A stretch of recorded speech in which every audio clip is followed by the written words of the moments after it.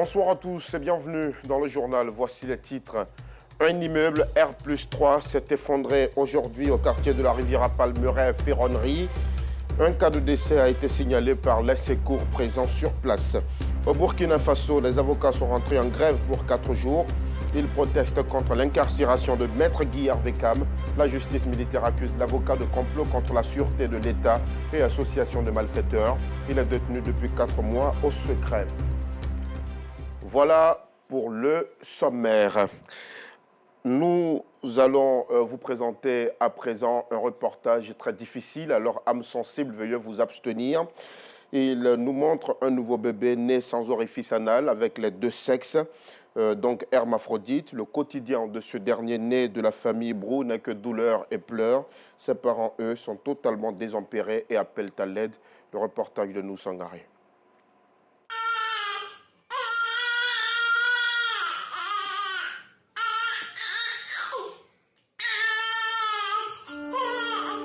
Ces pleurs reflètent bien la souffrance qu'endure bébé Brou depuis sa naissance il y a 8 mois. Impossible pour lui de faire la selle, car il est né sans orifice anal. Mais aussi, hermaphrodite, c'est-à-dire avec les 2 sexes. Le quotidien de ses géniteurs n'est que tristesse et angoisse.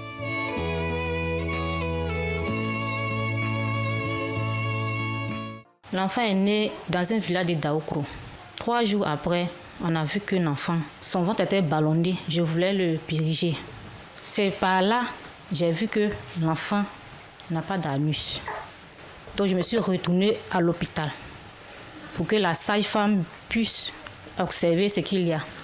La sage-femme a dit que l'enfant vraiment n'a pas d'anus, qu'on ne peut pas le traiter ici. Donc nous envoyé à Abidjan. On est parti à l'hôpital de Benjerville. C'est de là-bas ils ont pu opérer l'enfant pour qu'il puisse faire ses besoins sur le côté. Cette ouverture au niveau du ventre pour lui permettre de déféquer est une alternative pénible pour ce tout petit. Quand ils ont fait l'opération, en tout cas l'enfant il pleure. Quand il veut faire ses besoins, il pleure. La nuit, il ne dort pas. S'il a trop dormi 2 minutes. À sa naissance dans son village natal, tous souhaitaient l'abandon de bébé Brou en raison de sa différence. Quand on annonçait au village que l'enfant avait 2 sexes, il n'avait pas d'anus. Donc les villageois ont trouvé que l'enfant c'est un enfant génie, qu'on devait le jeter. Donc c'est pour cela, moi et madame, on a pris l'enfant, on s'enfuit avec l'enfant dans notre village. La décision d'assurer la survie des bébés Brou est une véritable épreuve pour ces géniteurs, des cultivateurs sans grands moyens. Le président feu Henri Kouna Bédié leur avait pourtant tendu la main. Mais le destin, lui, en a décidé autrement. Pour les premières opérations, on n'avait pas les moyens. On n'avait pas du tout les moyens. Dieu merci, on a croisé le président Bendier. Il nous a aidés. On a fait les premières opérations. Il nous a donné 900 000. Mais dans 3 jours après, on nous appelle que le président Bendier est décédé. Le président Bendier nous a promis à nous aider jusqu'à tous les soins de l'enfant. Aujourd'hui, le président Bendier n'est plus pour nous aider. Donc en ce moment, on n'a plus rien. Pardonnez. Aidez-nous. On ne sait jamais. Peut-être que c'est l'enfant là qui peut m'enlever dans la souffrance, dans la pauvreté même. 925 000 francs CFA, c'est le montant requis pour l'opération de bébé Brou. En attendant l'appui de bonne volonté, sa mère, le regard fixé vers le ciel, implore la miséricorde divine. Bébé Brou, quant à lui, continue de se tordre de douleur.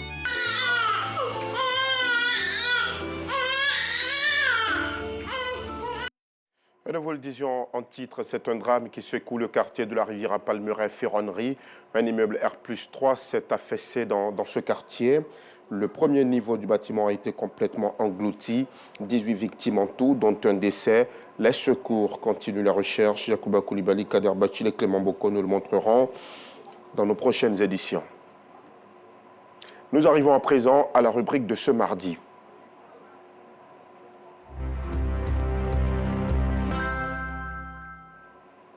Rendons-nous au quartier Génie 2000 dans la commune de Cocody. La conduite à contresens est devenue une plaie dans la circulation. Les conducteurs se moquent royalement de la présence des policiers et roulent comme bon leur semble. Le carton rouge d'Abdelaziz Guiraï par Gassoro Kone de Madongui. Cette image de quelques secondes met malheureusement à nu une situation qui dure des mois et des mois. Cette image de désolation, cette image d'affliction, cette image de déplaisir est bien visible au quartier Faya, dans la commune de Cocody. Et ces événements se déroulent généralement entre 6h et 8h du matin. 6h et 8h du matin, 2 heures de calvaire pour les usagers de cette voie. 6h et 8h du matin, 2 heures de peine pour les usagers de cette voie. 6h et 8h du matin, 2 heures de douleur, de blessures, de martyrs, de souffrances, de persécutions et de tortures pour les usagers de cette voie. La voie Cité Génie 2000, Grand Carrefour de Faya. Eh bien, on se rend tout de suite compte du comportement irresponsable, immature, infantile, impubère de certains automobilistes. Un comportement d'incivisme et d'indiscipline à même de porter atteinte à la vie de certains riverains. Des véhicules qui roulent en sens inverse et qui en plus conduisent à vive allure, comme si nous étions sur l'autoroute du Nord. Mais pourquoi faites-vous ça? Pourquoi? À la limite, on se demanderait dans quelle société sommes-nous? Regardez de vous-même le comportement de ces pères de famille qui ont en charge l'éducation de leurs enfants. Comment se comportent-ils sur une route? Regardez et appréciez. Qui doit remédier à cela? C'est la police en fait. Mais ils sont là qui font rien. Ces pères de famille, et oui, ces chauffeurs, sans foi ni loi, conduisent comme ils veulent. Ils violent le code de la route comme ils veulent. Ils se préoccupent ni se soucient des conséquences de leur mauvais comportement sur la route. Ce qu'ils font, pour eux, est juste et normal. Ils ne doivent en aucun cas être contrariés. Mais nous qui sommes véhiculés par moto, souvent même là, si tu n'es pas trop vigilant, on peut te faire tomber. La manière que les gars roulent là, c'est pas normal. Nous sommes sur le rang, mais eux, ils sont pressés. Et pour ça, c'est interdit. Si tu es pressé, tu dois vite te réveiller. Mais si tu as dormi jusqu'à tu te réveilles à 10h, 9h, 10h par là, tu es pressé, c'est pas normal. Tu dois rouler comme nous aussi. Voilà, il doit faire le rang, il doit faire comme nous. Si tu es pressé, tu dois vite te réveiller, c'est tout. Heureusement que dans ce pays, il y a encore des citoyens consciencieux, patients et responsables, des modèles et des exemples dans nos sociétés. Ces usagers consciencieux que vous voyez là, intègres et honnêtes, par exemple, ont décidé, eux, de suivre correctement la file et ont aussi décidé de conduire en tenant compte du code de la route. Mais hélas, ils se voient tout aussi menacés. Menacés par ces automobilistes qui ont décidé de fouler au pied le code de la route. Menacés par ces automobilistes qui font fi de la réglementation en vigueur. Menacés par ces automobilistes qui se fichent éperdument de la loi et des mesures prises par l'autorité compétente. Puis, ces automobilistes ont décidé de ne pas calculer la présence des fonctionnaires de police sur cette voie. Et donc, ont décidé de balayer du revers de la main toutes les règles de bonne conduite et de bonne moralité.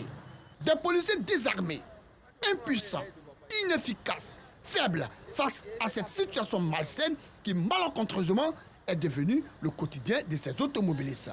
Une situation pour eux normale et faisable sans crainte.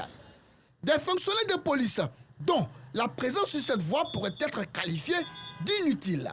Que c'est malheureux. Mais alors, si vous êtes incapables de mettre de l'ordre, mesdames et messieurs les policiers, que faites-vous là? Dites-nous, quelle est la raison de votre présence là?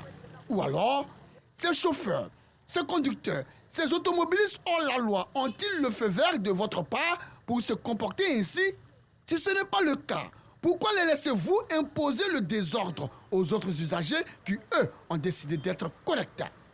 Mesdames et messieurs les policiers, imaginez-vous un instant que tous les automobilistes sur cette voie adoptent le même comportement d'indiscipline, d'incivisme, de désordre et d'irrespect de l'autorité que vous êtes.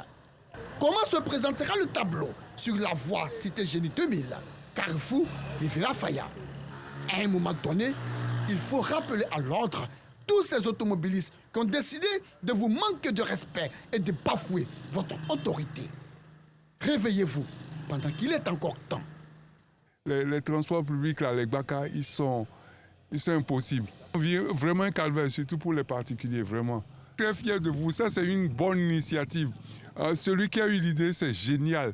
Ça va vraiment nous aider. C'est l'un des problèmes auxquels nous sommes confrontés, bien évidemment, nous les usagers, parce que chaque fois on assiste à ces cas et ça perturbe tellement la circulation que vraiment c'est pas possible. Si tout le monde se mettait en queue, c'est-à-dire qu'il y a une position normale pour évoluer un peu, chacun pourrait quand même avancer quelques lents, que ce soit la circulation. Mais il arrive des fois où pendant que tu es là, quelqu'un d'autre vient couper devant toi et tu es obligé de ralentir pour le laisser passer. Et ça, vraiment, ça crée un désordre. Je ne dis pas vraiment son nom. Si, parce que si tu ne le cèdes pas à la place, il risque d'endommager ton véhicule. Quel dommage! Et le justificatif le plus adoubé par ces fouteurs de troubles, les embouteillages, les ralentissements et la recette du jour. Ah, la fameuse recette du jour. Ça roule en bouteille la vie. Ah là, c'est tout le show. Depuis 6 heures, il s'est quitté à BFV. C'est maintenant qu'il est arrivé à Faya. Il est à 8 heures. Il faut souvent savoir, sinon il n'y a rien d'autre. Ça, c'est pas en bouteille là. Que c'est dommageable.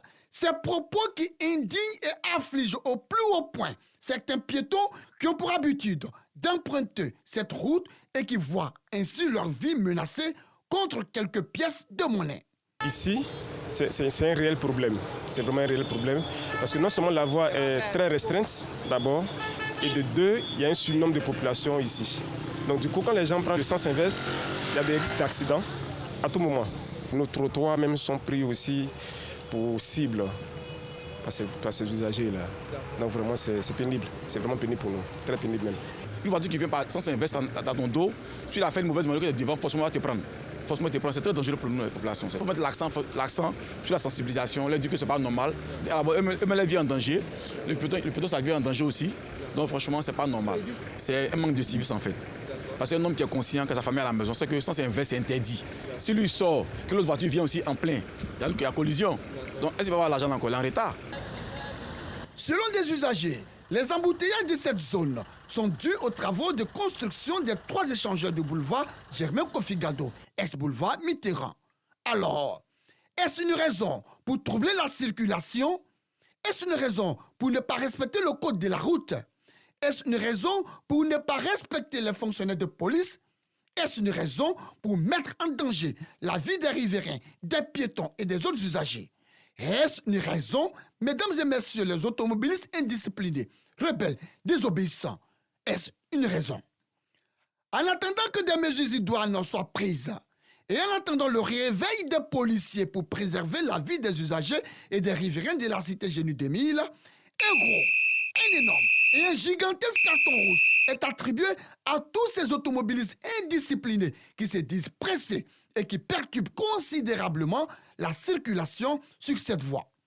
Carton rouge, carton rouge, carton rouge et encore carton rouge à tous ces fonctionnaires de police présents sur cette voie et qui se laissent dominer par ces automobilistes qui troublent en toute quiétude et en toute sérénité la circulation sur la voie Cité Génie 2000, Carrefour Faya, dans la commune de Cocody. Très bientôt, Abidjan va accueillir un salon sur l'emballage. Il sera organisé au parc des expositions de Port-Bouët.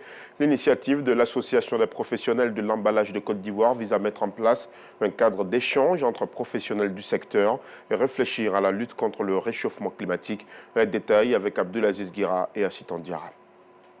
Du 8 au 10 octobre prochain, le parc des expositions d'Abidjan accueillera l'un des plus grands rendez-vous de l'agroalimentaire et des techniques d'emballage. Il s'agit du salon AgroFood, Place Sprint Park et Afrique en Bol. Cette information ressort d'une conférence de presse initiée par l'Association des professionnels du plastique en Côte d'Ivoire et une structure internationale en technologie d'emballage. L'un des enjeux de cette rencontre, poser les balises pour une lutte efficiente contre la pollution plastique. Toute la problématique de recyclage, chacun à son niveau trouve une solution pour réduire au maximum le coût de production. Ça, c'était en termes d'efficacité, mais aussi que l'emballage soit efficace en termes d'émissions de gaz à effet de serre. Donc, oui, bien entendu, l'emballage sera, le recyclage sera traité. Il y a des solutions qu'on va présenter, notamment par exemple, dans l'emballage en carton ondulé, il y a des industriels qui pensent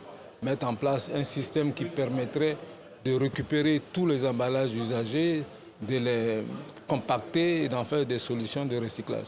Donc on donne une deuxième vie à l'emballage, donc on impacte moins l'environnement. L'objectif pour le salon, c'est vraiment de réunir les leaders de technologie globale, mondiale à ce salon et de permettre à tout le monde des industries agroalimentaires, de l'imprimerie, de l'emballage et de la plasturgie de se rencontrer, de faire des affaires ou de faire du business avec des leaders de technologie mondiale. Si la Côte d'Ivoire accueille cette activité, c'est en partie grâce à son poids dans le marché de l'agroalimentaire en Afrique de l'Ouest.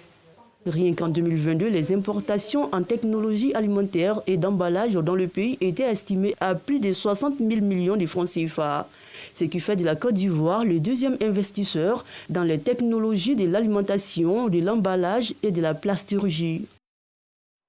Revenons à ce drame qui a secoué aujourd'hui le quartier de la Riviera Palmeraie-Ferronnerie. Un immeuble R+3 s'est affaissé dans le quartier. Le premier niveau du bâtiment a été complètement englouti. 18 victimes en tout, dont un décès. Les secours continuent les recherches. C'est ce que nous dit Yacouba Koulibaly, Kader Bachil et Clément Boko. Riviera Palmeraie Triangle dans la commune de Cocody. Il est 11 h. Un immeuble R+3 vient de s'effondrer. Mur de la façade de l'immeuble fissuré. Important dispositif de sécurité déployé. Des images tristes et insoutenables pour les habitants.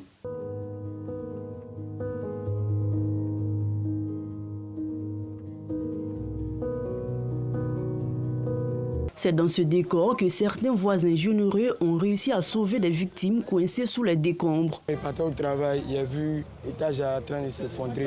Maintenant, moi, j'étais dans le bara. Donc, je suis descendu dans le bara là même. Je suis monté, je suis rentré dans la chambre.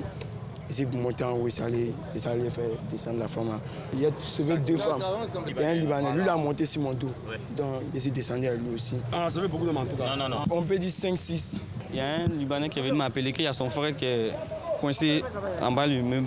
Donc, je suis parti, j'ai vu qu'il veut rentrer pour le faire sortir. Quand je l'appelle, il répond. Il a allumé le flash de son téléphone. Il dit, je vois le flash. Je dis, oui, je vois. Maintenant, je suis rentré, il est cassé. Il est cassé, mais c'est tombé sur le brique, est tombé sur ça l'a blessé un peu. Maintenant, je suis rentré pour le faire sortir. Autorités gouvernementales, communales et de régulation promettent de tout mettre en œuvre pour situer les responsabilités. Nous voudrons donc, au nom du gouvernement, présenter nos sincères condoléances aux familles des décédés, mais aussi souhaiter prompt rétablissement à tous ceux qui sont blessés. Mais lorsqu'on regarde ce qui s'est passé, effectivement, l'immeuble s'est écroulé parce qu'il y a un terrain mitoyen où quelqu'un est en train de souhaite construire un immeuble et il a fait un trou pour pouvoir faire un sous-sol. Et manifestement, lorsqu'on regarde, nous on est géotechniciens, hein, c'est notre travail de tous les jours. Lorsqu'on regarde, c'est ce trou qui a déstabilisé les fondations donc, de cet immeuble. C'est une situation qui est regrettable. Les services de justice vont prendre toutes les dispositions de sorte que ceux qui sont responsables soient punis conformément à la loi. C'est toute notre compassion qui est exprimée aux victimes. Il y aura des dégâts matériels. On attend que les pompiers, la police, la gendarmerie, voilà, déjà viennent au secours des victimes qui pourront encore se retrouver sous les gravats. Et par la suite, un bilan sera fait pour voir qu'est-ce qui n'a pas marché et qu'est-ce qui peut être fait pour prévenir ce genre de situation. Nous disons toujours à nos riverains, c'est bien de vouloir construire, mais il faut bien construire. Il faut respecter, et c'est ce que nous avons mis en place avec le ministère de la Construction, les cabinets qui vont voir si oui ou non nous devons faire des études, nous devons creuser, ou nous pouvons plutôt creuser le sol. Vous regardez là, vous avez 2 immeubles. Il y a un déjà qui a été fragilisé, qui est tombé. Le deuxième, je pense que par mesure de sécurité, on m'a dit qu'on va être obligé d'évacuer l'immeuble pour ne pas que nous ayons des surprises désagréables encore. Occasion pour le chef de l'équipe de secours de dresser le bilan. Nous avons été alertés et on nous a signalé provisoirement 18 victimes. Il faut noter que 16 victimes ont été déjà dégagées, blessées. Ouais, ces victimes sont vivantes, ont été prises en charge et évacuées au niveau de CHU d'Angré. Nous procédons actuellement, après un périmètre de sécurité établi et puis consolider la structure du bâtiment, c'est-à-dire par des étayements avec l'unité spécialisée, nous procédons maintenant à la recherche des 2 autres victimes. Il faut dire qu'on a déjà aperçu une victime décédée, mais qui est déjà bloquée au niveau des porteurs. Donc nous procédons déjà au dégagement de la victime et procédons de manière simultanée à la recherche des autres victimes. En attendant, les recherches se poursuivent pour trouver d'éventuelles victimes. Sur les 18 personnes impactées par l'effondrement, 16 reçoivent des soins dans un hôpital. Comme annoncé en titre au Burkina Faso, les avocats sont rentrés en grève pour 4 jours. Ils dénoncent l'incarcération de leur confrère, maître Guy Hervé Cam. C'est la fin de ce journal. Merci de l'avoir suivi. Excellente soirée.